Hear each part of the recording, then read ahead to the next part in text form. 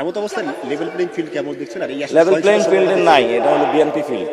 আমরা বিএনপি ফিল্ডে খেলতেছি, কতক্ষণ অ্যাটাক হই, মারা পড়ি, আবার উঠি, আবারই দাঁড়াই, কিন্তু তাদের সাথে আমরা যুদ্ধ থামাবো না। কেন? এটা অসম যুদ্ধ। মির্জা আব্বাস বল এবং এগুলো আসলে ইচ্ছাকৃত আপনার প্ল্যান। পাশাপাশি সিম্প্যাথি পাইতে চাইলে তো তাহলে আমি রাস্তার মধ্যে শুয়ে থাকতাম, ওইসব সস্তা জিনিসের জন্য আমি না। আমি সিম্প্যাথি পাইতে চাইলে অনেক আগে নিতে পারতাম। আমি কাঠ গড় পুড়িয়ে রাজনীতিতে এসেছি, আমি করতেছি।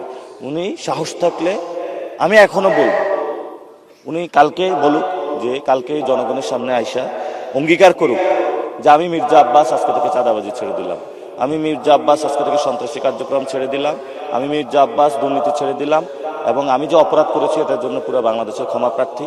এবং সাথে সাথে যারা আমার কাছে টাকা পয়সা পাবেন, আমি সবাই বাংলাদেশের রাষ্ট্রীয় কোষাগারে দান করবো, আপনাদের দিয়ে দিব। আলহামদুলিল্লাহ, ওনার সাথে তখন বুক মিলাবো।